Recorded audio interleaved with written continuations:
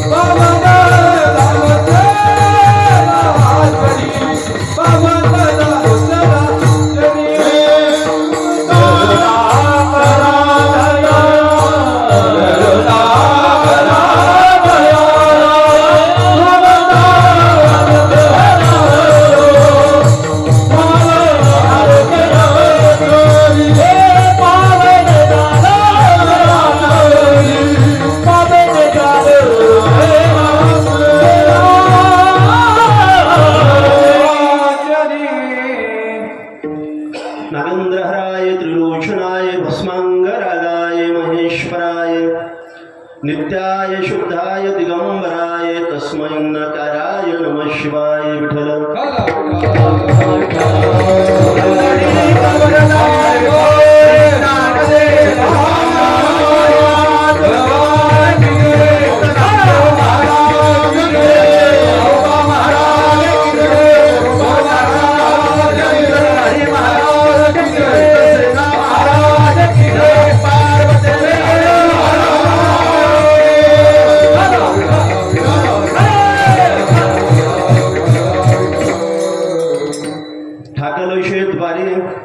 ठाकलोशेद्वारे उभा याचक भिकारे मद भीक काही देवा प्रेम भातुके पाठवा. भगवत पूज्यपाद महाविष्णू जगत उद्धारक श्रीमंत श्री जगद्गुरु तुकोबारा श्री महाराजांचा हा आपले आराध्य इष्ट देवता परमप्रेमास्पद प्राणप्रिय रुक्मिणी प्राण संजीवन अनंत दयाघन कृपानिधी भगवान श्री पंढरीश पांडुरंग परब्रह्म परमात्माकडे मागणी मागणारा अभंग आहे. विठ्ठल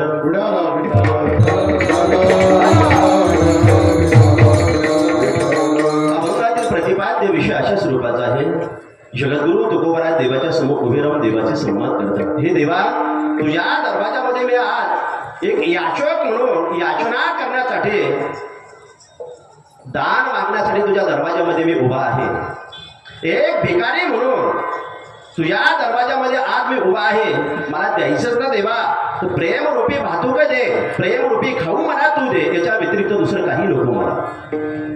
देवा, माझ्यासारख्या याचकांचा भार, माझ्यासारख्या याचकांना एरदान घालायला लावू नको आणि आमच्यासारख्या याचकांचा भार मस्तकावरती ठेवू नको. तुला माहिती नाही देवा, दान कशाला म्हणतात. दानाची व्याख्या जगद्गुरु तुकोबराज देवाला शिकवतात. देवा, कुठल्याही प्रकारचा सेवेचा मोबदला न घेता जे दिला जातं त्याला दान असं म्हणतात. आणि आता प्रेमरूपी दान तू मला दे, अशा अर्थाचा अभंग आहे. विठ्ठल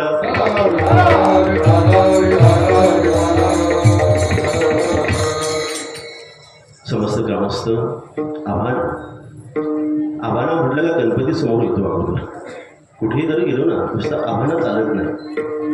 कुठलं आव्हान? तर गणपती बाप्पाचं आव्हान. म्हणजे याचं एवढं समृद्ध तुम्ही हे देवस्थान केलं आहे आणि या देवस्थानमुळे तुम्हाला हे नाव, लौकिक आणि समृद्धता प्राप्ती झालेली आहे. अतिशय भव्य दिव्य 3 तप तुमच्या नामसप्ताहाची पूर्ण होत आहे. त्रितप कृती सोहळा आहे. उद्या काल्याच्या कीर्तनाने या नामसप्ताहाची परिपूर्णत्वाकडे वाटचाल होणार आहे. त्रितप या नामसप्ताहाची पूर्ण होणार आहे आणि अतिशय नियोजनबद्ध हा कार्यक्रम. वारकरी संप्रदायामध्ये जुन्या काळातील वारकरी संप्रदायाची थोडा ज्याने आपली खांद्यावरती जोपाटले आणि सांभाळले आमचे परमप्रेमास्पद परम आदरणीय श्री हरिभक्तीपरायण केशवबाबा गुजर श्री महाराजांच्या मार्गदर्शन आजपर्यंत हा नामसप्ताह तुमचा टिकून आहे.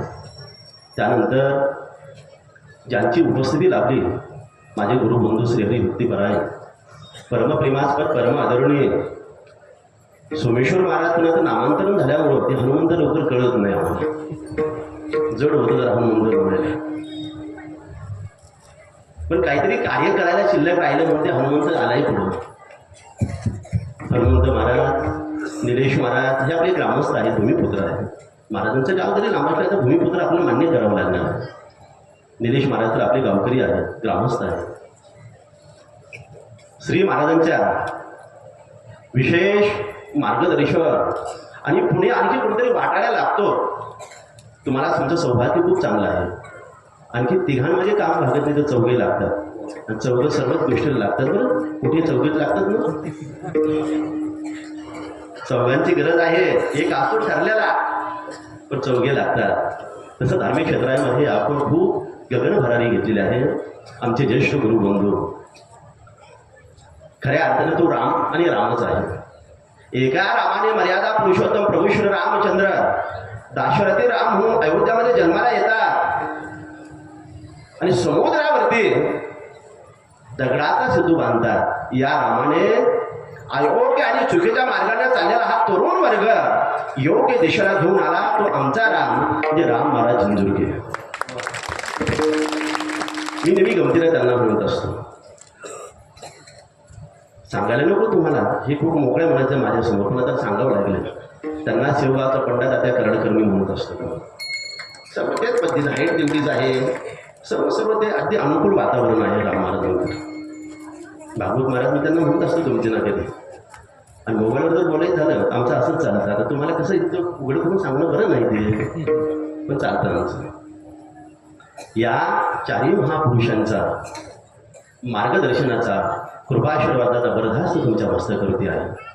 आणि विषय म्हणजे इथे स्वयंभू श्री गणरायांचं आगमन तुमच्या गावामध्ये झालेलं आहे. ज्या महापुरुषानं त्यांना इथे आणलं, या महापुरुषांच्या विशेष तपश्चर्यामधून गणपती बाप्पा इथे आलेला आहे. असा निर्विघ्न असा हा परमेश्वर तुम्हाला अखंड अविरत सदोदित आशीर्वाद देण्यासाठी त्याचाही वरदहस्त तुमच्या मस्तकावरती लाभलेला आहे. असा कितीतरी त्रिवेणी संघ तुमच्या आयुष्यामध्ये आला आणि तुमचं आयुष्य प्रगल्भ झालं, समृद्ध झालं, संपन्न झालं. आनंद या गोष्टीचा वाटतो. आल्यापासून गेटमध्ये प्रवेश केल्यापासून तर इथपर्यंत येईपर्यंत अतिशय नियोजनबद्ध कार्यक्रम, अतिशय नियोजन. ही प्रकाश योजना, धोनी, तुमची बैठक व्यवस्था, ही सर्व माझे परमप्रेमास्पद, परम आदरणीय, परमश्रद्धे वारकरी संप्रदायाची ही धुरंधर मांदी आणि रात्रंदिवस त्या परब्रह्म परमात्म्याला आपला सुमधुर आवाजाने बाणाने आळवणारे ही सर्व माझी परमप्रेमास्पद मंडळी, तितक्या ताकदीशी गाणारे, वाजवणारे, ही सर्व नियोजनबद्ध व्यवस्था. बऱ्याच वेळेला नियोजन नसतं, ते नियोजनबद्ध असतं. कळते ना? काहोगावी आम्ही जातो, अपवादाची साई पडलेली, माईक आवाज येत नाही, गाणारे काय गातात हे आम्हाला कळत नाही, समोर झोपलेले आहेत का जागे आहेत, प्रकाश होईना, व्यवस्थित नसते. या सर्व गोष्टीची इथे उणीव कुठली मला पाहायला मिळत नाही. ही समृद्धता, ही संपन्नता, आपला मार्गदर्शक चांगला लागतो, वाटाड्या चांगला लागतो. मार्गदर्शक चांगला असेल, वाटाड्या चांगला असेल, निश्चित आपण योग्य स्थळाला निश्चित प्राप्त होऊ. आणि मला असं वाटतं ही सर्व मानली आणि ही सर्व व्यवस्था आज इथे पाहायला मिळते. 3 तप विनाकारण पूर्ण झाले नाही. एक सांगू मी तुम्हाला, कुठल्याही कार्याचा आरंभ करायचा असेल 2 गोष्टी लागतात, पैसा आणि माणसं. पैसा आणि माणसं असतील कुठलाही कार्य प्रारंभ होतो. पण दीर्घकाळ टिकवण्यासाठी, शतकानुशतके, वर्षानुवर्ष टिकवण्यासाठी 4 गोष्टीची गरज आहे. तिथे तुमचे समर्पण पाहिजे, श्रद्धा पाहिजे, विश्वास पाहिजे आणि तुमची भक्ती पाहिजे. या 4 गोष्टीच्या माध्यमातून ते कार्य दीर्घकाळापर्यंत टिकत असतं. या तपपूर्ती सोहळ्याला हे तुमचं समर्पण आहे, तुमची श्रद्धा आहे, विश्वास आहे, याचं प्रतीक म्हणजे 3 तप तुमची पूर्ण होत आहेत. विठ्ठल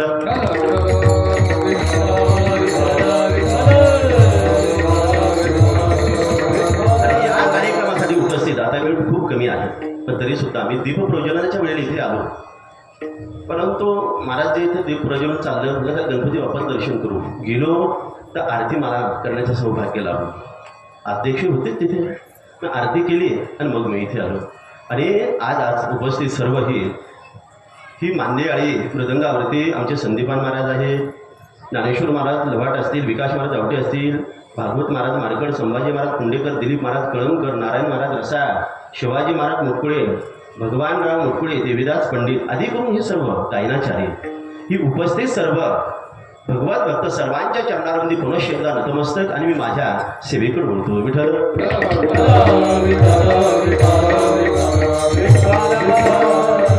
संत मालिकेमध्ये, वारकरी संप्रदायामध्ये जी संत मालिका आहे, या संत मालिकेमध्ये जगद्गुरु तुकोबारायांचं स्थान हे सर्वोच्च स्थान आहे. तुकोबाराय आहे सर्वोच्च स्थानावरती विराजमान जगद्गुरु तुकोबाराय झालेला आहे असं मी सांगत नाही. श्री महाराजांच्या एकनिष्ठ शिष्या बहिणाबाई जगद्गुरु तुकोबारायांच्या स्थानाविषयी खूप गोड वर्णन करतात. तुकधासे कळस भजन करा सावकाश, भजन करा सावकाश, भजन करा सावकाश. तुकधासे कळस भजन करा सावकाश,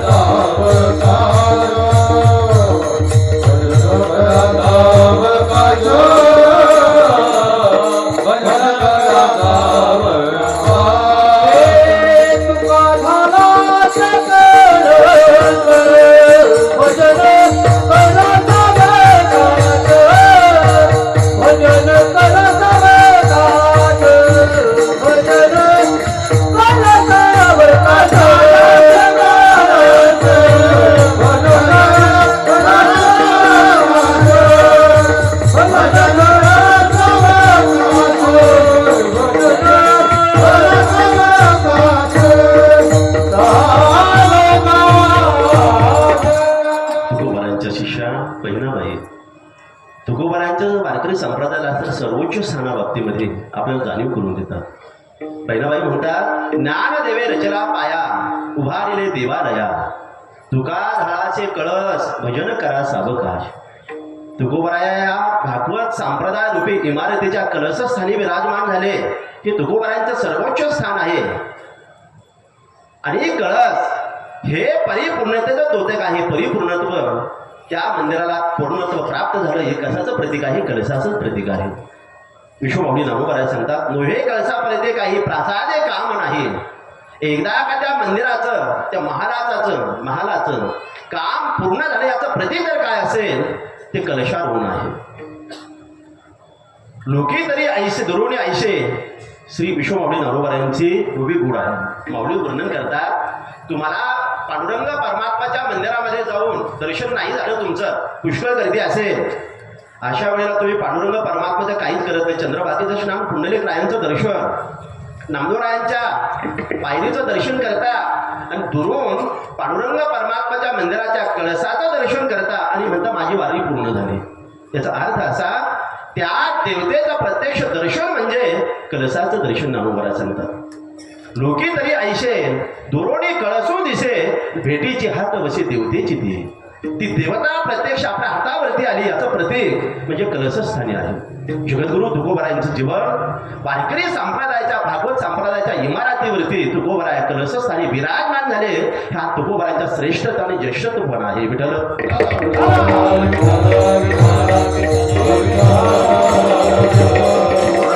जगद्गुरु तुकोबरायांचं जे वाङ्मय आहे ना, हे वाङ्मय मानवी जीवनाच्या संपूर्ण जीवनाचं प्रतिबिंब तुकोबरायांच्या गाथामध्ये आज प्रतिबिंबित झालेलं आपल्याला पाहायला मिळतं. मानवी जीवनाचं समग्र तत्वज्ञान, मानवी जीवनाच्या प्रत्येक समस्येचं उत्तर जगद्गुरु तुकोबरायांची अभंग वाणी आहे. आपण वाचत नाही म्हणून आपण वाचत नाही, कळतंय ना? आपण वाचत नाही, गाथा ज्ञानेश्वरी करून म्हणून आपण वाचत नाही. वाचत जा. तुकोबरायांची अभंग वाणी मानवी जीवनाच्या प्रत्येक समस्येचं उत्तर. मानवी जीवनामध्ये अनंत समस्या आहे, अनंत समस्येने मानवी जीवन भरलेलं आहे. जो तो आपल्या आपल्या परीने आपल्या पद्धतीने मानवी जीवनातील समस्या सोडवण्याचा प्रयत्न करतो. ह्या समस्या सुटत नाहीत आपल्या. या समस्येचं उत्तर काय आपल्याला काय नाही कळत. मानवी जीवनातल्या प्रत्येक समस्येचं उत्तर या संत महापुरुषांना माहिती आहे आणि त्या समस्येचं उत्तर हे महात्मे देतात. या सर्व तत्वज्ञ संतांचं प्रतिनिधित्व जगद्गुरु तुकोबराय करतात. या सर्व तत्वज्ञ संतांचं प्रतिनिधित्व श्रीमंत श्री जगद्गुरु तुकोबराय करतात. या महापुरुषांनी हे वाङ्मय जे निर्माण केलं, ही वाङ्मय निर्मिती या महापुरुषांची आहे. या वाङ्मय निर्मितीसाठी या इमारतीसाठी वापरलेलं जे मटेरियल आहे ना, साहित्य आहे ना, या साहित्याचं भक्तीचं, ज्ञानाचं, विवेकाचं, वैराग्याचं किंबहुना रामनामाचं साहित्य वापरलं आणि कधीच भंग न पावणारे असे अभंगरूपी इमारत या महापुरुषांनी निर्माण केली.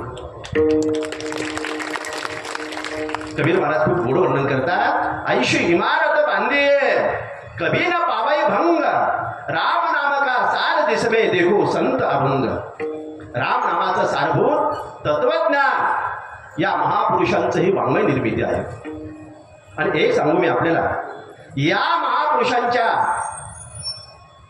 या देवालयामध्ये जायचं असेल आपल्याला, आता शब्दांच्या माध्यमातून जावं लागतं.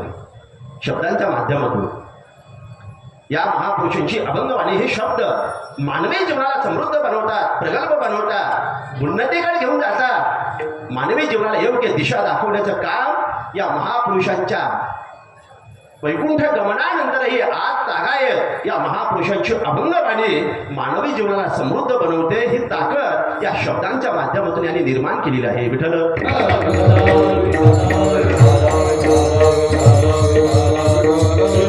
वाङ्मय आणि वाङ्मय निर्मिती आहे कशी?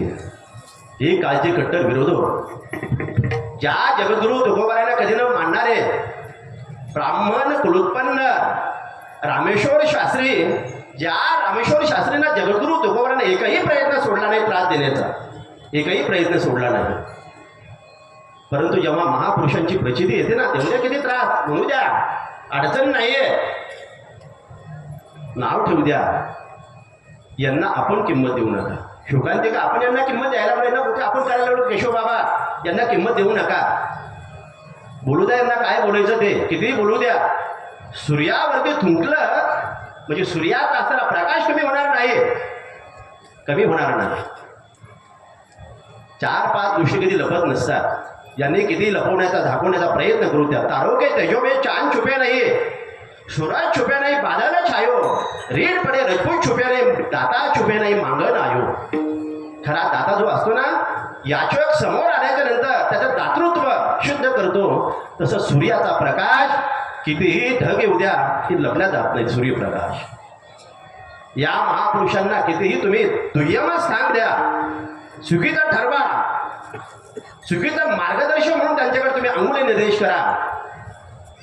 एक सांगू मी आपल्याला, तुम्ही सर्व राजकारणी मंडळी आहात, तुम्हाला कळतंय. एखाद्या राजकारणाने 1 महिना 1.5 महिना आचारसंहिता पाळली, ते आमदार खासदार होतात. आणि आचारसंहिता पाळल्याच्या नंतर आमदार खासदारानंतर त्यांना मंत्रिपद भेटतं, कॅबिनेट मंत्री बनतात. या महापुरुषांनी आयुष्यभर आचारसंहितेचा भंग कधी केला नाही. आचारसंहिता प्रत्येक श्वासापर्यंत त्यांनी पाळली. या महापुरुषांना तुम्ही चुकीचं ठरवत असाल तर नक्की तुमच्यासाठी नरक आहे. हे तुम्हाला सोडणार नाही, कुणी लक्षात ठेवा. ही प्रारब्ध तुम्ही बनवता. रामेश्वर शास्त्रींसारख्या महापुरुषांना सुद्धा जगद्गुरु तुकोबारांच्या लौकिक, त्या लौकिकतेकडे पाहत असताना महाराजांचं अलौकिक दिव्य स्वरूप जेव्हा कळलं, तेव्हा तेच रामेश्वर शास्त्री जगद्गुरु तुकोबारांच्या बाबतीमध्ये वर्णन करतात. विष्णू नाही तुझा तुका विष्णू नाही तुझा विष्णू नाही तुझा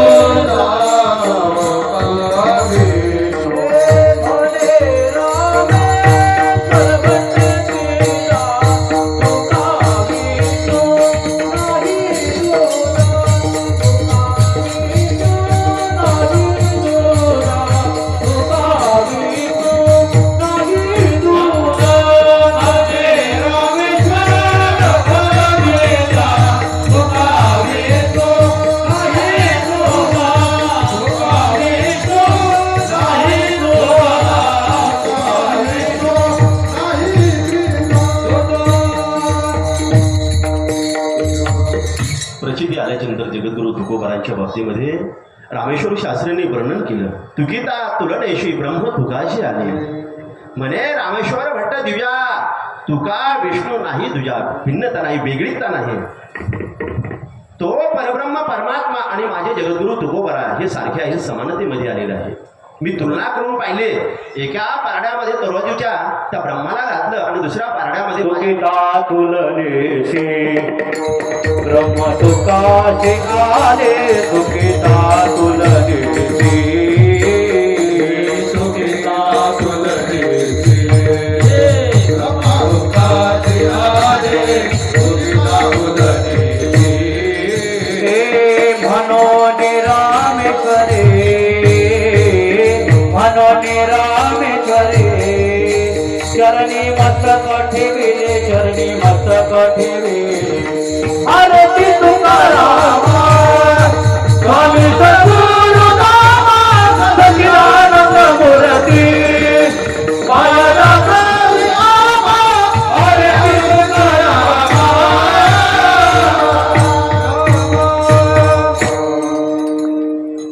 रामेश्वर शास्त्री तुकोबारांची आरती करतात. तुकिता तुलनेची ब्रह्म तुकासे आले, म्हणून रामेश्वरे चरणी मस्तक ठेवले. एकदा का प्रचिती आली ना, आपल्याकडे म्हण आहे, आपल्याकडे म्हण खूप प्रसिद्ध आहे, चमत्काराशिवाय नमस्कार नाही. एकदा का चमत्कार कळला मग माणसं नमस्कार घालतात, नतमस्तक होत असतात. पुढे तेच रामेश्वर शास्त्री तुकोबारांची महती गात असताना रामेश्वर शास्त्री सांगतात, माझ्या जगद्गुरु तुकोबारांचे जे वाङ्मय, माझ्या श्रीगुरूंचं जे वाङ्मय आहे हे सामान्य नाही. सहु वेदांचे हे केले विवरण, अर्थ ही गहन करून या. ऋग्वेद, यजुर्वेद, सामवेद आणि अथर्ववेद या 4ही वेदांचं मतितार्थ सार बाजूला काढला आणि सार बाजूला काढून पंचम वेद गाथा जगद्गुरु तुकोबारांनी निर्माण केला आणि सामान्य बहुजन वर्गासाठी तो खुला करून दिला तत्वज्ञान. 4 वेदांचा अर्थ, 4 वेदांचं भाषण बहुजन समाजासाठी त्यावेळेस उचित नव्हतं. विशिष्ट समाजासाठी ब्रह्मवृंदांसाठी ते उचित होतं, योग्य होतं, अधिकार त्यांचा होता. पण या बहुजन समाजासाठी हे वाङ्मय या महापुरुषांनी निर्माण केलं. आणि हे चालू त्या क्षणापासून जगद्गुरु तुकोबारांच्या छळाला प्रारंभ झाला. दुसरं काहीच कारण नाही. तुकोबारांनी जो त्रास सहन केला, श्री महाराजांना जो त्रास झाला, त्याचं एकमेव कारण प्रस्थापितांच्या विरुद्ध दंड ज्यावेळेस सामान्य माणसं दंड पुकारतात ना, त्यावेळेस त्यांना त्रास व्हायला प्रारंभ होतो. क्षेत्र कोणतंही निवडा, राजकीय क्षेत्रामध्ये तुम्ही पहा, राजकीय क्षेत्रामध्ये तुम्ही अग्रेसर आहात, संजीव इथे आहेतच, तुम्ही सर्वजण आहात. प्रस्थापितांच्या विरुद्ध एखादा सामान्य कुटुंबातला व्यक्ती पुढे जायला लागला तर प्रस्थापित त्याला पुढे जाऊ देत नाहीत. तुकोबारांच्या बाबतीमध्ये ते गोपाल पाटील गाविते लोक, गोपाल पाटील गाविते लोक, आता बस पीक कोण खाली खाली, आता बस पीक कोण खाली.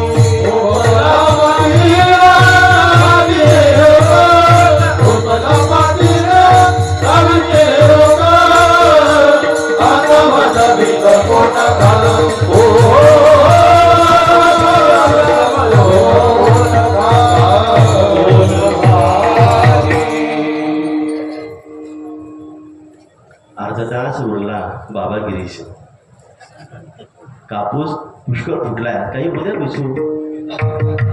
सूर्यास्त होत चालला बाबू, सूर्यास्त होत चालला, थोडासा कापूस उद्याला बसू आपण. काही विठाला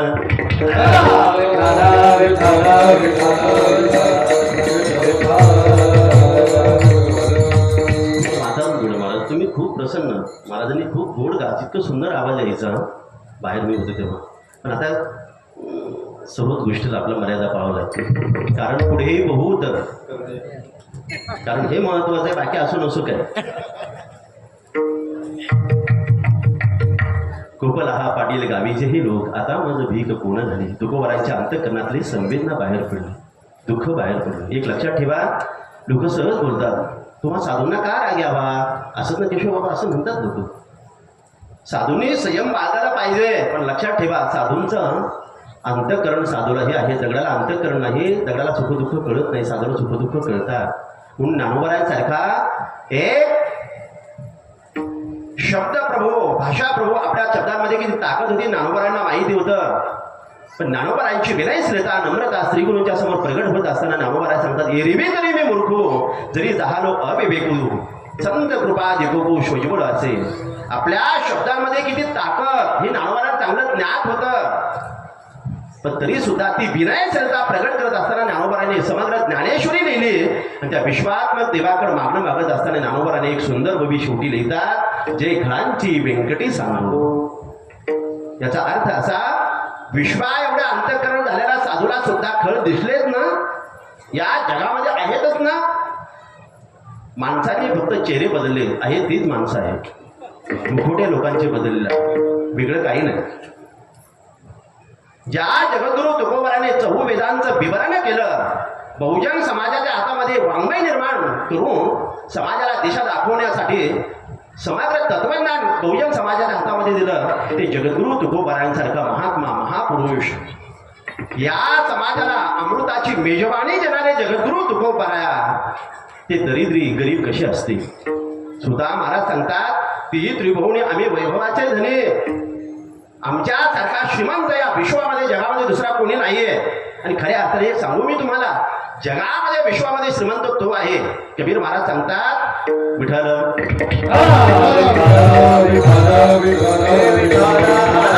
जगात श्रीमंत तो आहे, तो धनवान आहे, ज्याच्याकडे राम नामाचं धन आहे, अखंड जो नामस्मरण करतो, खऱ्या अर्थाने तो धनवान आणि समृद्ध आहे, तो धनवान समृद्ध आहे.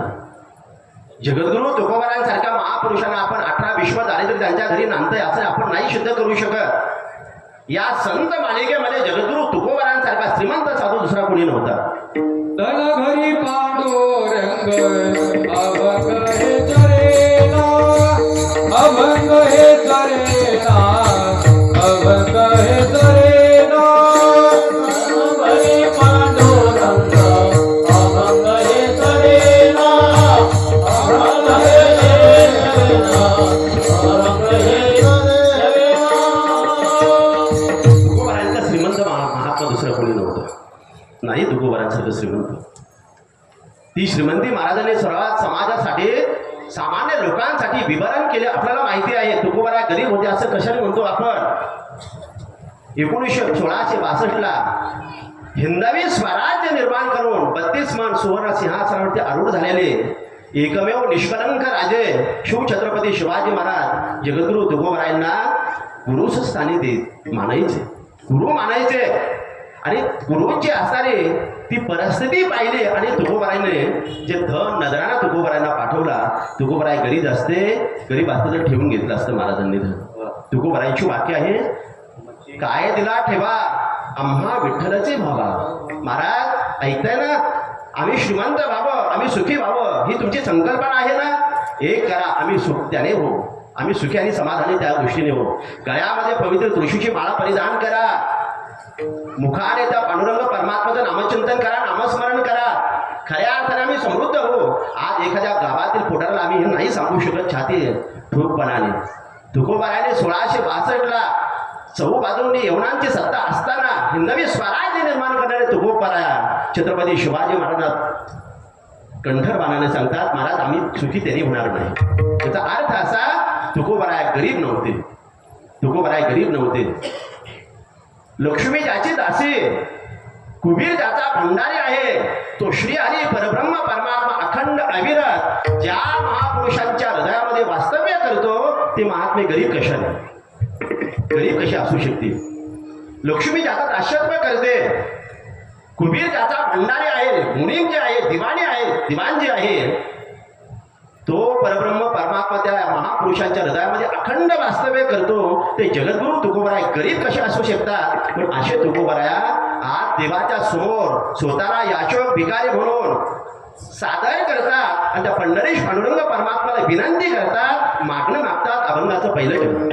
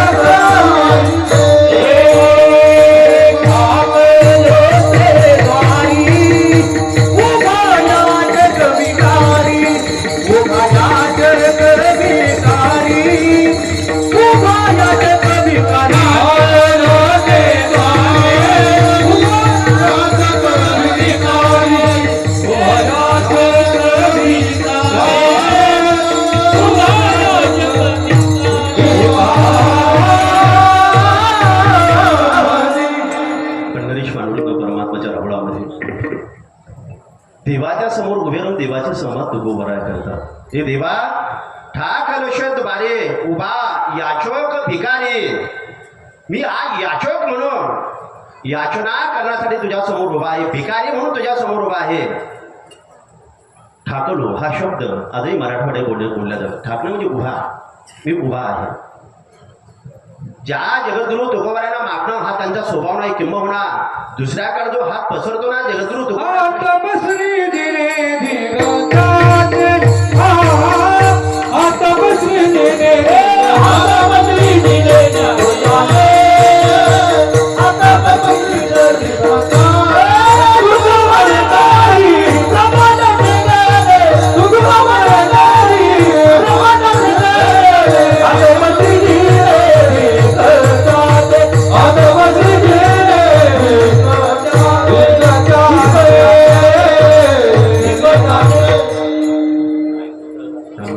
समज सूचकता लागते आणि समज सूचकता फक्त वारकरी संप्रदायामध्ये पाहायला मिळते. महाराज विठाला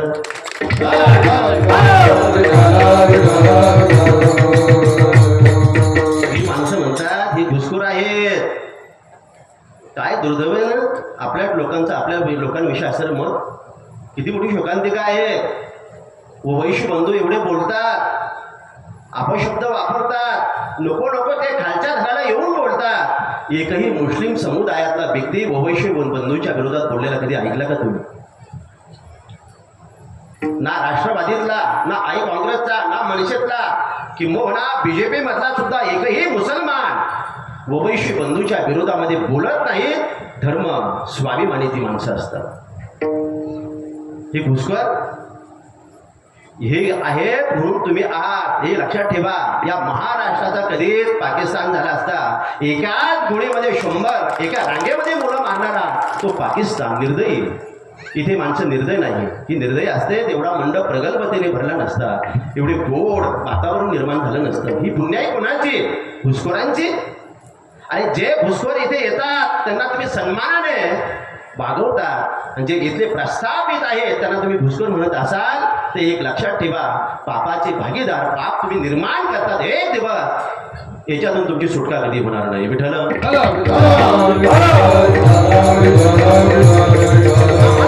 या गोष्टीचे तुम्ही आपले आहात, आमचे आहात, आपले आणि आमचेपणा असून सुद्धा जर तुम्ही असं बोलत असाल, शुकांतिका अपेक्षा दुर्दैव कोणतं असावं या महाराष्ट्राचं. तुकोबाराय सांगतात देवा हात पसरीने धीग त्याचे धिकार असो. दुसऱ्याच्या समोर हात पसरणं ही वारकरी संप्रदायाच्या खऱ्या अर्थाने परंपरा आहे. हात न पसरणं खूप मोठी प्रगल्भ विचाराची ही परंपरा आहे. तुकोबाराय सांगतात तुका म्हणे करी ब्रह्मांड ठेंगणे. प्रत्यक्ष तो परब्रह्म परमात्मा जरी असेल आणि हात पसरत असेल, बळीराजाच्या दरवाजामध्ये त्रिपाद भूमी मारणारा पटू, त्याला सुद्धा धिकार असू द्या पटूचा सुद्धा. हात पसरू नका कोणाच्या समोर. फक्त मागणं त्यांना अधिकार आहे. हे वैष्णव आहेत ना, हे साधक आहेत ना, भिक्षा मागण्याचा अधिकार यांना आहे. जे अतृप्त आहेत, दुःखाने पीडित आहेत, त्यांना फक्त मागण्याचा अधिकार आहे. जी प्रगल्भ आहे, समृद्ध आहे, त्यांनी कोणाकडे हात कधी पसरायचे नसतात. पसरू नका कोणाच्या समोर हात. श्री जगद्गुरु तुकोबाराय सांगतात तुका म्हणे करी ब्रह्मांड ठेंगणे हात पसरीजने धीग त्याचे. हे तुकोबाराय स्वतःचं वचन. मग एवढं वचन तुकोबाराय समाजाला सांगत असताना, शिकवत असताना स्वतः का देवाच्या समोर उभे राहतात? का देवाला मागतात? आणि मागण्यासाठी आज का प्रवृत्त झाले तुकोबाराय? का प्रवृत्त झाले? एक लक्षात ठेवा. महाराज जे मागतात ना, ही लोक विलक्षण तुकोबारायांची मागणी आहे. तुमच्या आमच्यासारखी तुकोबारायांची मागणी नाहीये. ठाक लक्षात वारी उभा याचक आहे. काही शब्दांचा अर्थ भिन्न भिन्न असतो. समानार्थी शब्द आहेत. याचक भिकारी, साधू संत, सोहळा पवित्र आणि सोहळा हे शब्द समानार्थी वाटतात, पण या शब्दाचा भाव भिन्न भिन्न आहे. याचक तो आहे त्याला जे हवं आहे तोच घेणारा. भिकारी तो आहे त्याला काही देत राहा, तो घेतच राहतो, तो भिकारी आहे. संत ते आहेत देवावर सुद्धा ज्यांची सत्ता असते ते संत आहे, साधू ते आहेत. 6 दोषांना निवारण करून 6 दोषांना धुवून काळावरती विजय संपादन करतात ते साधू आहे. पवित्र तो आहे ज्यांचं अंतःकरण निर्मळ आहे, पावन आहे, पुनीत आहे.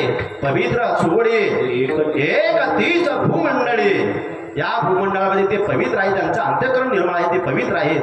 आणि बाह्य वेशाने जे सुचिरभूत होतात त्यांना सोहळ असं म्हटलेलं आहे. समानार्थी शब्द वाटतात पण या अर्थांचा भिन्न भिन्न शब्दांचा अर्थ भिन्न भिन्न आपल्याला पाहायला मिळतो. तुकोबाराय सांगता, हे देवा तुझ्या दरवाजामध्ये आधी अशोक भिकारी म्हणून उभा आहे. श्री महाराजांनी देवाचे संवाद करत असताना देव तुकोबारायशी बोलतात, महाराज काय हवं आहे, काय देऊ, देण्यासाठी आज मी प्रवृत्त आहे, तुम्ही मागा फक्त. देवा तू म्हणतोस ना मागा, द्यायचं असेल तर एकच मला दे, अभंगाचं द्वितीय चरण. मज भीक काही देवा, मज भीक काही देवा, मज भीक काही देवा, मज भीक काही देवा, मज भीक काही देवा, मज भीक काही देवा,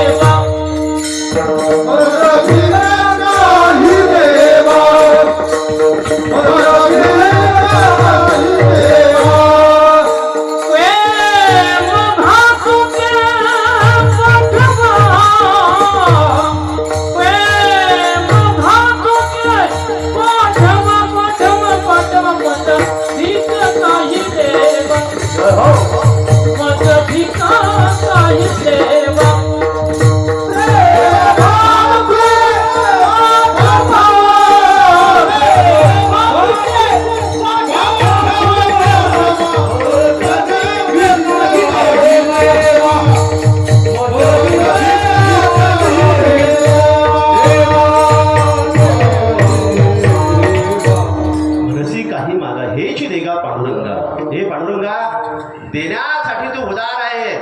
उदार तू हरी 80 कीर्ती चराचरी म्हणून आम्ही तुझं दास्यत्व तुझं करतो देवा. आम्हाला माहिती आहे तुझे दास्य करू अनिका मागो खावाया, ठीक झाले दिने माझे पंढरी राया.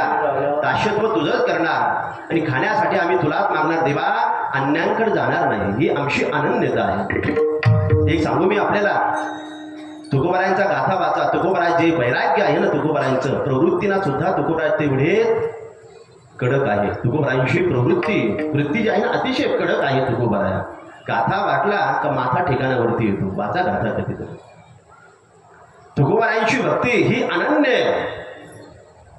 तुकोबारायांची सेवा, निष्ठा आणि समर्पण या सर्व गोष्टीचा अंतर्भाव या भक्तीमध्ये असताना सुद्धा तुकोबारा देवाशी संवाद करे. देवा मी भिकारी अशोक म्हणून दरवाजामध्ये उभा आहे, द्यायचे मला तर एकच दे, एकच दे मला. वाय अशोक भिकारी मज भीक काही देवा, प्रेम भातुके पाठवा. भातुक म्हणजे खाऊ.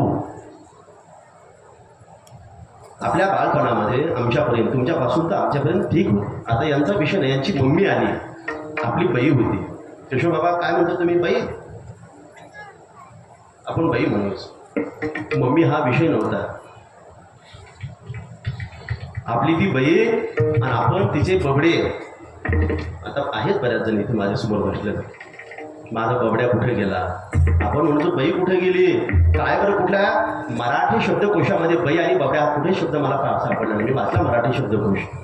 बाई आणि बबड्या मला शब्द नाही आठवला यशो बाबा. फक्त एक लक्षात ठेवा, बबड्या हा शब्द त्या आईच्या हृदयामध्येच मला पाहायला मिळतो, मराठी शब्दकोशामध्ये नाही. ते मातृत्व हृदय आहे. आपण लहानपणी आई जर बाजाराला जायची, ही समृद्ध संपन्नता आपली नव्हती. पूर्वीची आपली परिस्थिती खूप नाजूक असायची. ठराविक लोकांची जर पाहिली परिस्थिती असायची. आज सर्वांची परिस्थिती बदलली, पण त्या बदललेल्या परिस्थितीबरोबर प्रत्येकांची मनस्थिती मात्र आज ठिकाणावरती नाही. तुम्ही एक ड्रेस वरती राहिलेला असाल, एक ड्रेस तुम्ही 2 भावांमध्ये 4 भावांमध्ये विभागून गावाला जात असताना घातलेला असेल, जे मिळेल ते खाल्लं असेल, पण तेव्हाचं सुख, समाधानाने समृद्धता, ती संपन्नता आजही तुमच्या अंतःकरणाला आठवा.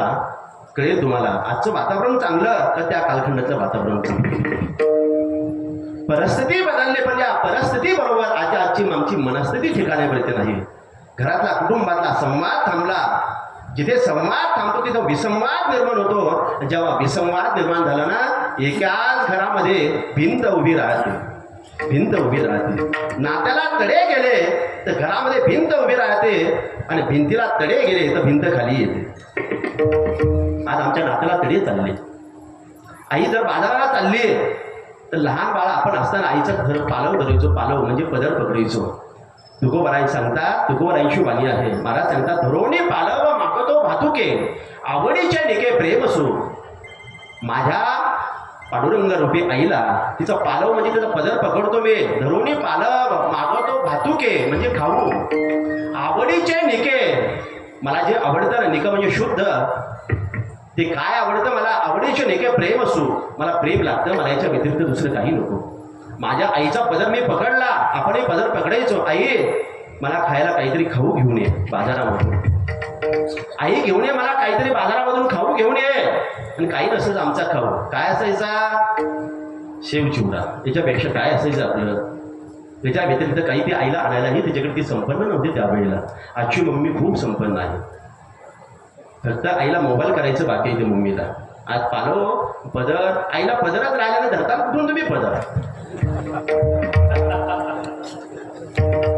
9 वारीमधली आई 6 वारीमध्ये आली, इथपर्यंत ठीक होतं. 6 वारीमधली आई पंजाबी ड्रेस वरती आली, बडणी होती त्या पंजाबी ड्रेसला, इथपर्यंत ठीक होतं. पण आज ती 9 वारी साडी मधली आई 6 वारीमध्ये जास्त पंजाबी ड्रेस, आणि त्यात पंजाबी ड्रेस मधली आई जीन्स पॅन्ट आणि टी शर्टावरती आली. तिला काय पकडणार तिचं तुम्ही. ही संस्कार आणि संस्कृती आमची खाली खाली खाली येत चालली. आणि या लोकांनी आम्हाला शिकवावं कसं रगायचं म्हणून. आमची आई आज संपन्न झाली, आम्हाला मान्य आहे. AK-47 रायफल घेऊन आमच्या हिंदुस्थानाचं ती रक्षण करते बॉर्डरवरती, आम्हाला तिचा स्वाभिमान आहे.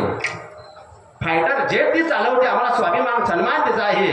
शास्त्रज्ञ म्हणून आज या विकासामध्ये तिचे भर घालते हिंदुस्थानाच्या, आम्हाला स्वाभिमानाने सन्मान आहे. पण आमचे संस्कार आणि संस्कृती कुठे चालली. कमराचं सोडून आज आम्ही डोक्याला बांधायला लागलो आणि दुसऱ्याला आम्ही शिकवायला लागलो. पाश्चिमात्य संस्कृतीचे लोक पाहत तुम्ही आहात. कुंभमेळ्यामध्ये जा, ज्या लोकांना कपडे कसे घालायची जी अक्कल नव्हती ते लोक आज आमच्या संस्कृतीचा पुरस्कार करतात. आणि आमचीच लोक आमच्या संस्कृतीचा तिरस्कार करायला लागले, धिक्कार करायला लागले. तुकोबाराय सांगतात, देवा नको मला काही, तुझं प्रेम दे मला. ज्या दुकानामध्ये जे मिळतं तिथे ते मागत जा. चपलाच्या दुकानामध्ये पेढे नाही मिळणार तुम्हाला, तिथे चपलाच मिळणार. अध्यात्मासाठी परमार्थासाठी प्रेमाची गरज आहे. आणि एक सांगू मी तुम्हाला, तुम्ही संसारिक आहात, गृहस्थी आहात. तुम्हा गृहस्थी संसारिक लोक ज्याला प्रेम म्हणतात ते प्रेम नाही, ती वासना आहे. तुमच्यामध्ये जे चालतं ना, पती पत्नींचं प्रेम नाही, वासना आहे. बाप लेकाचं प्रेम प्रेम नाही, वासना आहे. वासना आणि प्रेमामध्ये बदल आहे, फरक आहे. प्रेम त्याला म्हणायचं ज्याच्यावरती प्रेम असतं, त्याच्या प्रेमाच्या विरहाने डोळ्यामध्ये पाणी येणं त्याला प्रेम म्हणायचं. आणि एखादी अप्रतिम सौंदर्य संपन्न परक्यांची स्त्री माऊली ती भगिनी पाहून जर आमच्या तोंडाला पाणी येत असेल, ती वासना आहे, ती वासना आहे. वासना वेगळं आणि प्रेम वेगळं. या वारकरी संप्रदायामध्ये प्रेमाने प्रगल्भ वारकरी संप्रदाय आहे. देवाला प्रेम लागतं. दुष्काळ कशाच्या देवाला, तोर प्रेमाचा भोगेला, तोर प्रेमाचा भोगेला, तोर प्रेमाचा भोगेला, तोर प्रेमाचा भोग, तोर प्रेमाचा भोगेला, तोर प्रेमाचा भोगेला, तोर प्रेमाचा भोगेला, तोर प्रेमाचा भोगेला. ऐसा दुष्काळ तयारा,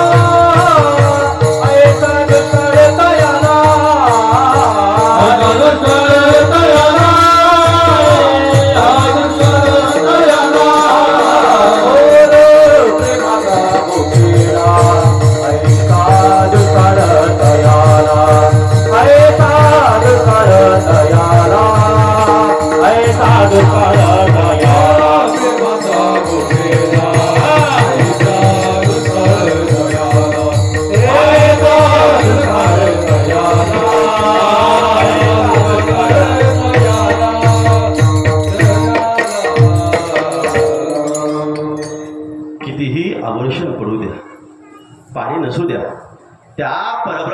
परमात्म्याला पाण्याचा दुष्काळ नाही, त्याला पाण्याचा दुष्काळ नाही. पाण्याचा दुष्काळ आपल्याला आहे. त्या ईश्वराला दुष्काळ प्रेमाचा आहे. हाची दुष्काळ तयाला थोर प्रेमाचा भुकेला, तो परमात्मा प्रेमाने समृद्ध लागतो. काही लागत नाही त्याला. फाटक्या तुटक्या कपड्यातला आमचा वारकरी 12 बंडी अंगामध्ये घातलेली, अनवाने पायाने पंढरेश पांडुरंग परमात्म्याकडे चालत जातो.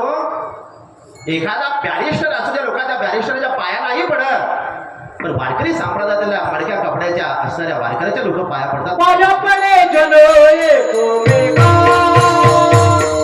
पाया पडे जन एक, पाया पडे जन एकमेका, पाया पडे जन एकमेका, नाही अभिमान पाया पडे जन एकमेका, बोला पाया पडे जन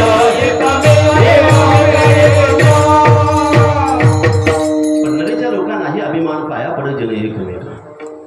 फाटक्या तुटक्या कपड्यातल्या वारकऱ्यांच्या पाया लोक नतमस्तक होतात, पाया पडतात. उच्च विद्या ऐभूषित माणसांच्या लोक पाया पडत नाही. लोकांना माहिती आहे, समाजाला माहिती आहे, ही पाय सरळ चालतात, त्या देवाकडे जाणारी ही पाया नाही. त्या पांडुरंग परमात्म्याकडे जाणारे ही शरण आहे. शरण अशरण म्हणून चरण आहे, म्हणून ते चरण आहे. लोक पाया पडतात, नतमस्तक होतात. प्रेम हे देवाचं देणं आहे, तोच देतो म्हणून आम्ही त्याला मागायचंय. नारद महर्षींनी प्रेमाची व्याख्या भक्तिसूत्र नामक ग्रंथ लिहिला. नारद महर्षींनी, म्हणजे आपण नारद नारद म्हणतो ना, आज लोक नारदांची व्याख्या एवढी खाली आणली. सहज लोक म्हणतात महाराज आमच्या गावात खूप नारद आहेत. अरे त्या नारदाचा तुमचा नारदाचा जमीन आसमानचा फरक लक्षात ठेवा. यशोबाबा त्या नारदांनी लावालावी जरी केली तर समाजात हे त्याच्यामध्ये होतं. आज या नारदांनी लावालावी करून काय होतं? वाटोळ होतं घराचं, कुटुंबाचं, गावाचं, जिल्ह्याचं, तालुक्याचं, राज्याचं, देशाचं. नारद महर्षींनी भक्तिसूत्र असे छोटे छोटे सूत्र आहेत, पण त्याचा अर्थ व्यापक असतो, त्याला सूत्र म्हणतात. सूत्राची व्याख्या सांगायला आता मला वेळ नाही तुम्हाला.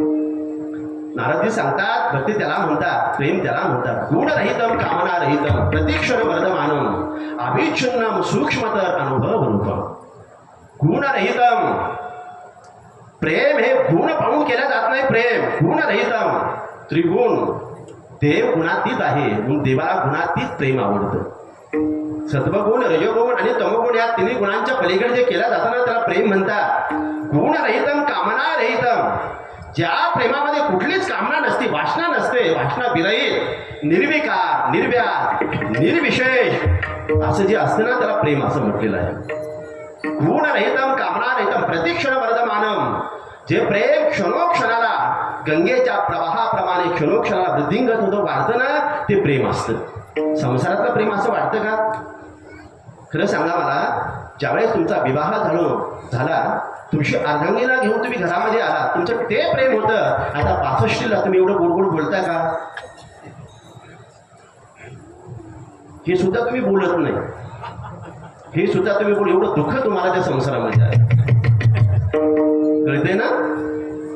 किंबहुना याच्या पुढे सांगू मी आपल्याला, 65-70 बलांडल्याच्या नंतर ते पती पत्नी एकमेकाचे तोंड सुद्धा पाहत नाही, असे अनुभव आपल्याला पाहायला मिळतात संसारातले. तोंड सुद्धा पाहत नाही. आणि एक सांगू तुमची व्याख्या नंतरची काय असते. ज्या कुटुंबामध्ये तुम्हाला दादा, भाऊ, काका म्हणून संबोधल्या जातं, शेवटच्या श्वासाला तुमचीच मुलं तुमची व्याख्या करतात, तुम्हाला नाव ठेवतात. कोणतं नाव असतं? आमचं म्हातारा, आमची म्हातारी. याच्या पुढे सांगू का? सांगू तुम्हाला याच्या पुढचं? तुमच्या पदव्यात सांगू? तुम्ही जर नाही दिलं लवकर 7-12 नावं करून मुलाच्या, सुनेला जर व्यवस्थित नाही वागवलं, ती सून आणि तुमचाच मुलगा, तुमच्या पोटी जन्माला आला मुलगा, आमचा टंगरा आणि आमची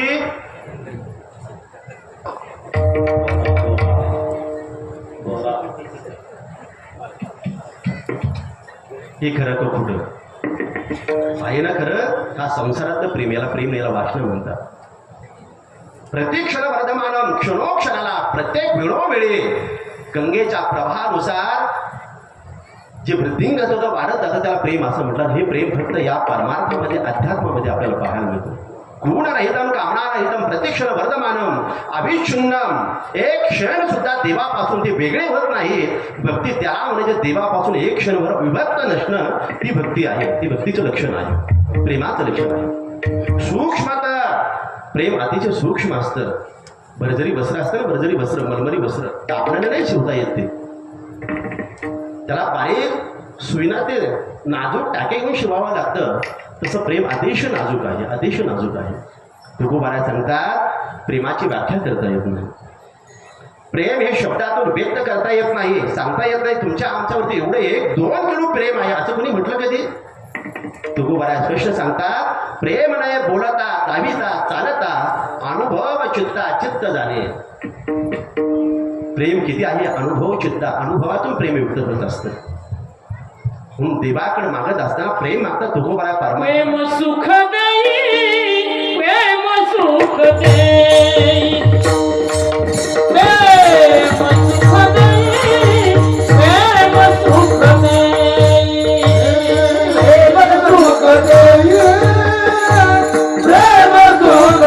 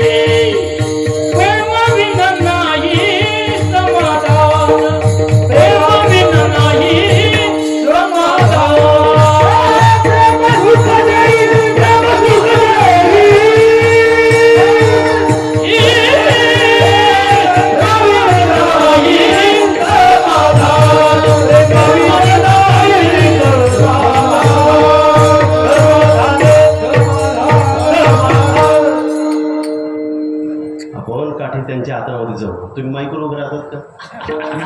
ज्याचं काम त्यांनीच केलं पाहिजे ना. मला माहिती आहे का चौदाराची व्याख्या काय आहे? तुमचं चांगलं आहे पण तुमचा अधिकार खूप मोठा आहे.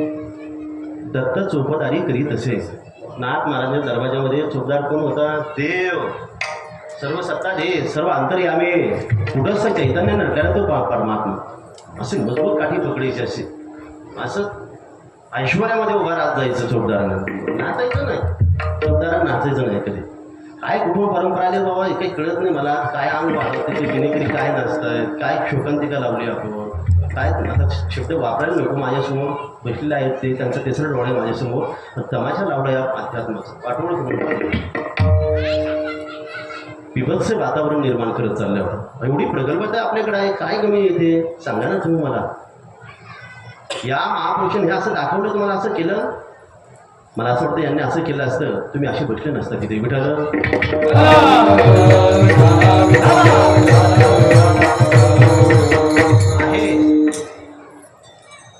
आहे नवरस भरवी सागरू. नवरसांची उत्पत्ती वाङ्मयामध्ये आहे, साहित्यशास्त्रामध्ये सांगितलेलं आहे. हास्य शृंगार वी करुण अद्भुत ही नवरसाची उत्पत्ती आहे. हास्य आहे पण हास्यालाही मार्मिकता असावी, मार्मिकता असावी. त्याला वेगळ्या उंचीवर नका नेऊन ठेवतो मी, हे व्यासपीठ त्याचं नाही आहे, हे नाही आहे. पण आता कसं सांगायचं, कोणाला सांगायचं, कोणी सांगायचं, मला असं वाटतं तेच जास्त तुम्हाला आवडतं. त्याच्याविषयी लोक खूप सतर्क असतात. चला विषय आपल्याला लांब जाईल. प्रेम सुख देई प्रेम सुख दे प्रेमाविन नाही समाधान. शांती ब्रह्म एकनाथ महाराज सांगतात देवा भक्ती ज्ञाना व्यतिरिक्त केवळ तुझं पूर्ण तत्वज्ञान मला देऊ नको, मला प्रेम दे. रांडवेने जेवी शृंगार पाय केला प्रेमाविन झाला ज्ञानी तैसा. सिद्धांत देऊन तुको शांती ब्रह्म एकनाथ महाराज आपल्याला दृष्टांत देऊन सिद्धांत पटवतात. म्हणून प्रेम खूप गरजेचं आहे. हे आजचं जे कॉलेज कुमारांनी जे प्रेमाचं वाटोळ केले ना, हे शब्द आणलेत तिकडे कॉलेज कुमारींनी हे आहे ना, हे जीवनाचं त्या कुटुंबाचाही जीवनाचं वाटोळ आणि त्यांच्याही जीवनाचं वाटोळ करायला लागले ना. हे प्रेमाचे शब्द त्यांनी इकडे घातलेत ना. हे आदेश आयोगाने चुकीच्या मार्गाने ही चाललेली पिढी आहे. आणि सर्व हे वातावरण निर्माण होत चाललंय. ही वातावरण निर्मिती आपल्या हातामध्ये आहे. हा मोबाईल आम्हाला ते शिकवतोय. काही नाही चांगलं आहे मोबाईलमधून, फक्त 10% चांगला आहे, 90% वाईट त्या मोबाईलमध्ये आम्हाला पाहायला मिळतं. काही नाही त्या मोबाईलमध्ये. जेवढी विज्ञानाची क्रांती झाली तेवढी अधोगतीकडे आम्ही वाटचाल करतो. साधं उदाहरण, 9:15 मला वेळ दिली, करू 9:15 विठ्ठल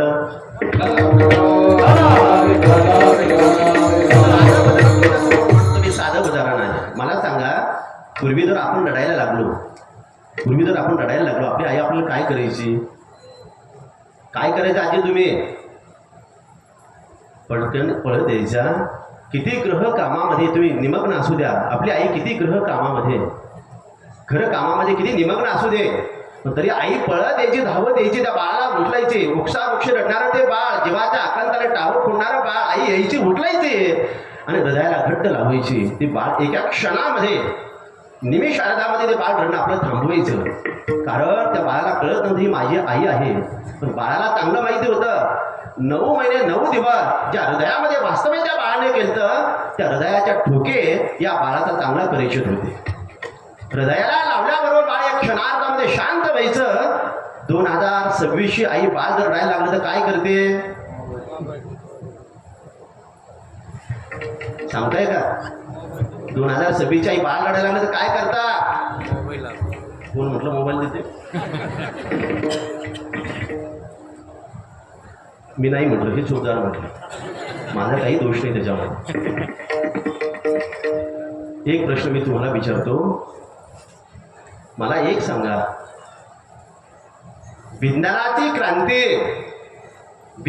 क्रांती ही मानवी जीवनाला अधोगतीकडे कशी घेऊन चालली?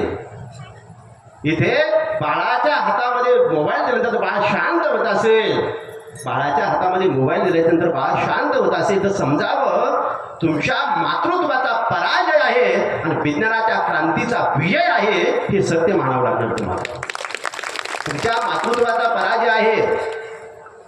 बाळाच्या निर्जीव वस्तू हातामध्ये दिल्यानंतर बाळ जर रडणं आपलं थांबवत असेल तर समजावं तुमचं मातृत्व शक्तीचा पराजय झालेला आहे. आपण चाललो पुढेकडं. आपल्या प्रेमाची व्याख्या श्रीमंत श्री जगद्गुरु तुकोबराय सांगतात, प्रेम नाही बोलता दाविता चालता अनुभव चित्ता चित्त जाणे. दाखवता येत नाही प्रेम, बोलता येत नाही, शब्दामध्ये व्यक्त होता येत नाही. ते अनुभव चित्ताने चित्ताचा अनुभव घ्यायचा असतो.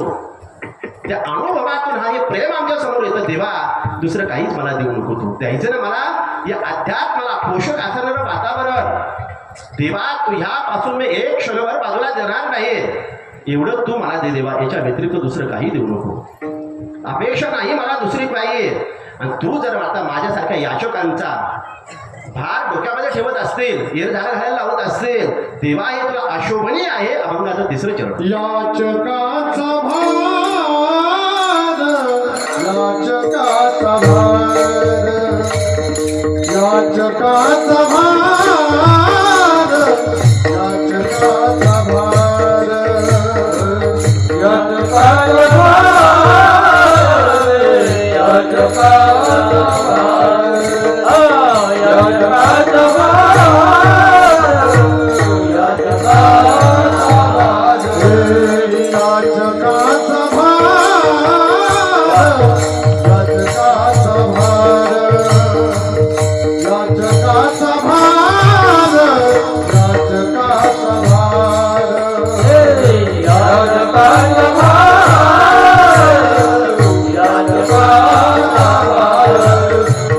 जगात या जगात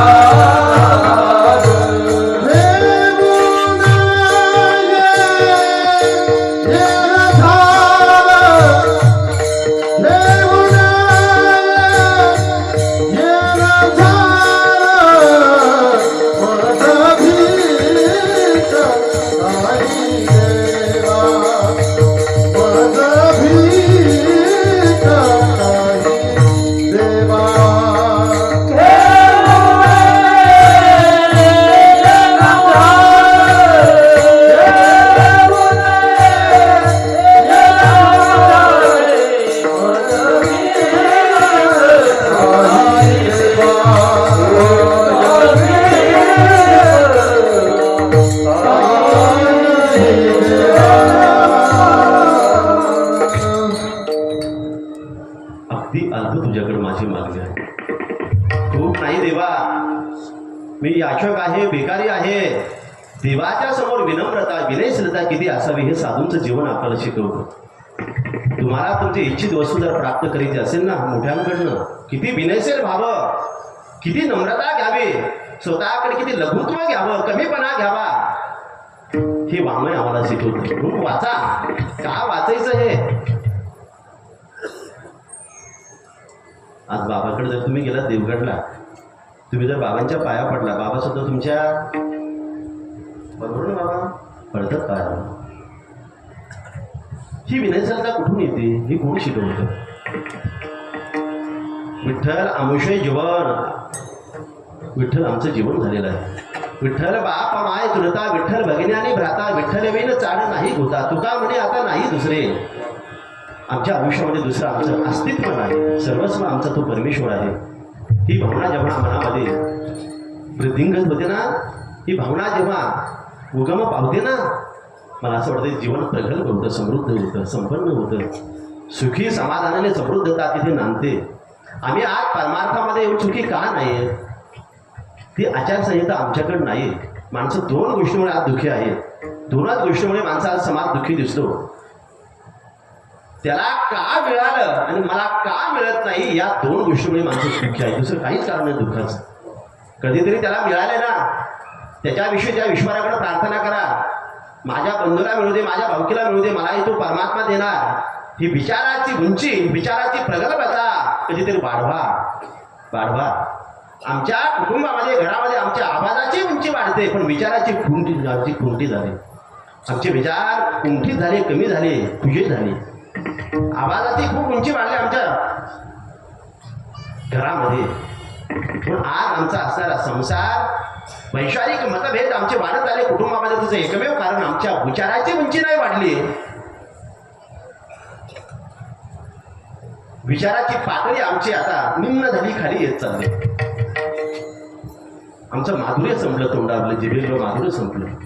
मला असं वाटतं आपल्या बसलेल्यांमध्ये बसलेल्यांपैकी आज जवळजवळ 99% लोकांना साखर आहे. बरोबर? 99% लोकांना साखर आहे. आहे ना साखर? तुम्हाला पण आहे ना? बऱ्याच जणांना साखर असेल. आता साखरेच्या गोळ्या बरेच जण खातात. मला असं वाटतं अंगात बऱ्याच जणांच्या साखर वाढली, आता खूप साखर वाढली आहे. ती वाढलेली साखर कधीतरी जिभेवरती येऊ द्या ना.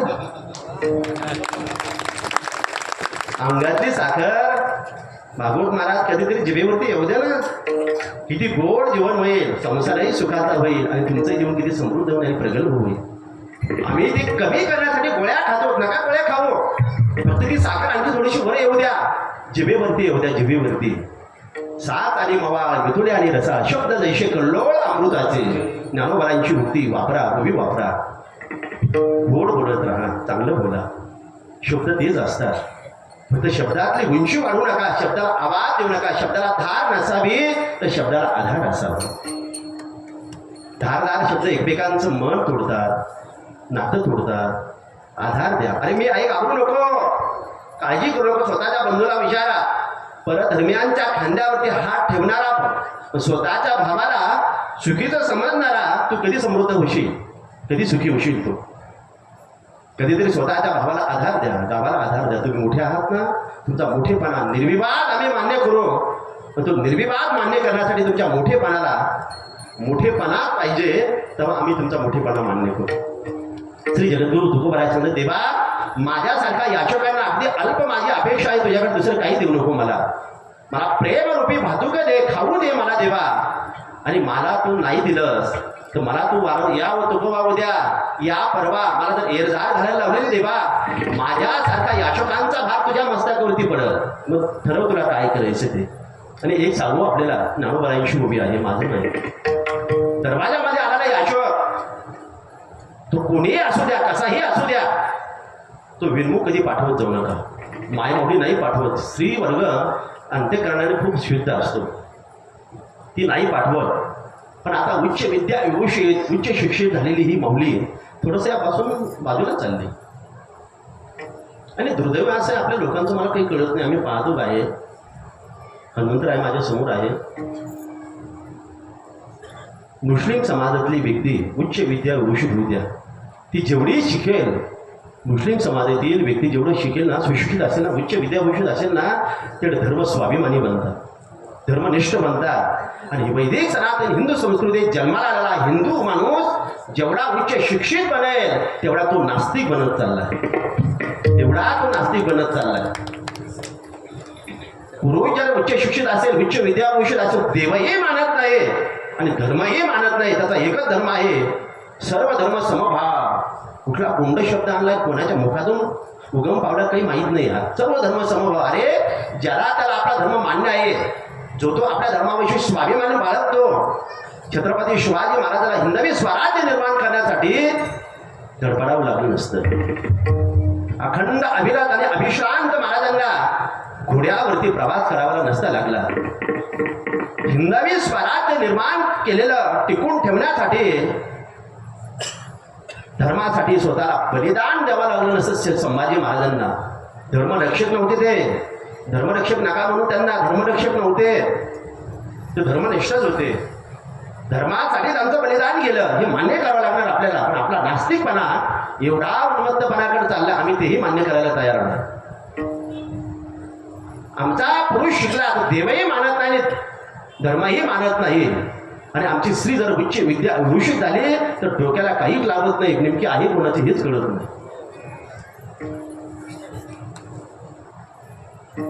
जरी याला का जर चुकून लावलंच नाही ना तर मॅचिंग करते. मॅचिंग साडी हिरव्याच कलरची, अंगातला कपडा हिरव्याच कलरचा, पायाची चप्पल सुद्धा हिरव्याच कलरची, ते बोटाला लावायचं, नखाला लावायचं, काय म्हणतात त्याला, पॉलिश, ते सुद्धा हिरव्याच कलरचं. ती बगलामध्ये छोटीशी पिशवी असते ती सुद्धा हिरव्याच कलरची.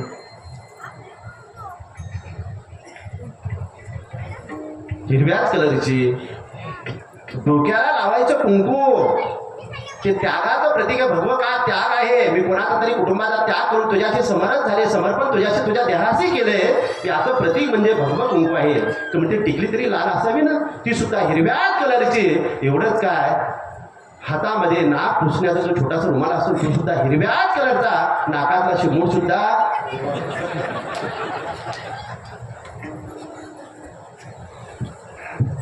मॅचिंग करायला लागली. मला असं वाटतं कधीतरी त्या नवऱ्याच्या आणि सासूच्या स्वभावाची जर मॅचिंग झाली ना, ते कुटुंब कधीच उद्ध्वस्त होणार नाही. कपड्याची मॅचिंग करण्यापेक्षा स्वभावाची मॅचिंग करायच्या प्रतिदाला लागते काय त्याला विचारा, त्या सासूला विचारा. सासूने सर्वस्व समर्पण तुमच्यासाठी केलेलं आहे, सासऱ्याने केलेलं आहे. आमची मॅचिंग चालली इकडे. तुको बऱ्याच म्हणजे देवा नको देऊ मला काही, मला प्रेम दे. आणि एक लक्षात ठेव, मला प्रेम रूप दान तू दे. आता दान कशाला म्हणतात, ध्यानाची व्याख्या देवाला जगद्गुरु तुकोबरा शिकवतात.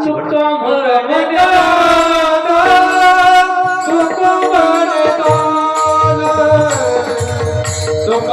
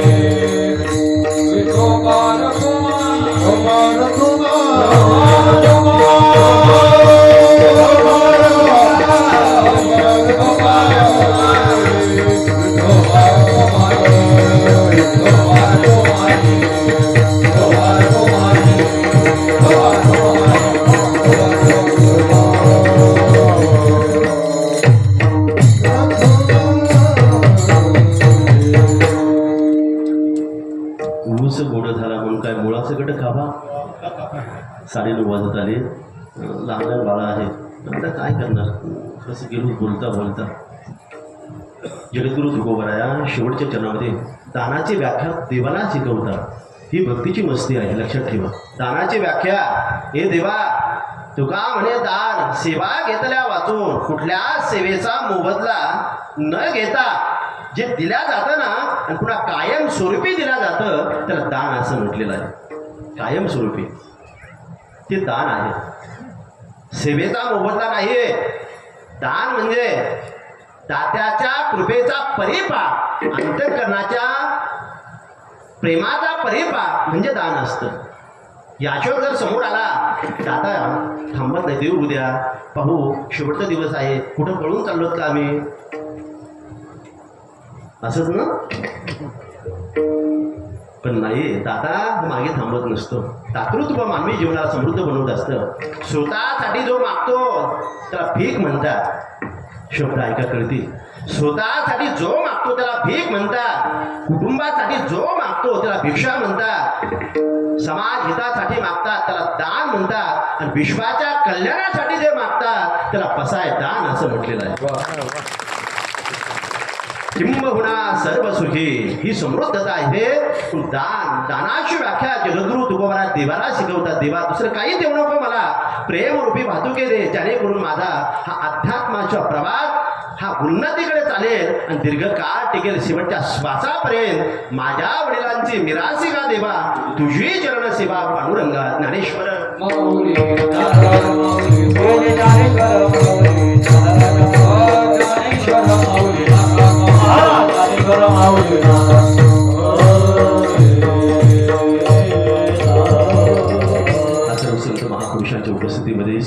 ते सौभाग्य माझ्या पदरामध्ये ज्यांनी टाकलं तुम्हा सर्व ग्रामस्थांच्या माध्यमातून माझे परमप्रेमास्पद परम आदरणीय श्रीहरी भक्तीपरायण ज्येष्ठ गुरुबंधू राम महाराजांनी बोलवलं आणि आज मला तुम्हा सर्वांच्या सेवेचा दर्शनाचा गणरायांचा हनुमंतरायांचा आणि गाव प्रगल्भ आहे, सर्व गोष्टींना समृद्ध दिसतंय, इथलं सर्व वातावरण समृद्ध आहे, वातावरण खूप चांगलं आहे. इकडे तुमच्याकडे पाणी पुष्कळ आहे, तुमचं आणि आमचं खूप काही अंतर नाही, आपण एकाच तालुक्यातले, एकाच 80 कोटी जन्माला आलेले. तर तुम्ही पश्चिमेकडे राहतात, आम्ही पूर्वेकडे राहतो शेवगाव तालुक्याच्या. मी येताना पाहिलं भुसात पाणी होतं तुमच्या आता, वड्याला पाणी आहे. हो बाबा, तुमच्या केशवबाबाच्या वगैरे काय म्हणतात त्याला, बांधाच्या कडीचं ते आपल्या रोडच्या कडीचं खदनीत पाणी होतं. आम्ही रडायला लागलो तर आमच्या डोळ्याला पाणी येत नाही येत आमच्या डोळ्याला पाणी. एवढी पाण्याचं दुर्भिक्ष आमच्याकडे पाहायला मिळते. तुम्ही समृद्ध आहात आणि ही समृद्धता टिकून ठेवा. असा विचाराचा वसा आणि वारसा दीर्घकाळ टिकून ठेवा. तुमची संतती आणि संपत्ती निकोप आणि निर्दोष राहावी वाटत असेल तर हा परमार्थाचा वसा सोडू नका, देव लागेल तेवढं तुम्हाला. या साधू महापुरुषांच्या हाताला धरून चाला, करंगळीला धरून चाला, ती त्यांची दिशा योग्य आहे, त्या दिशेला तुम्हाला घेऊन जाते.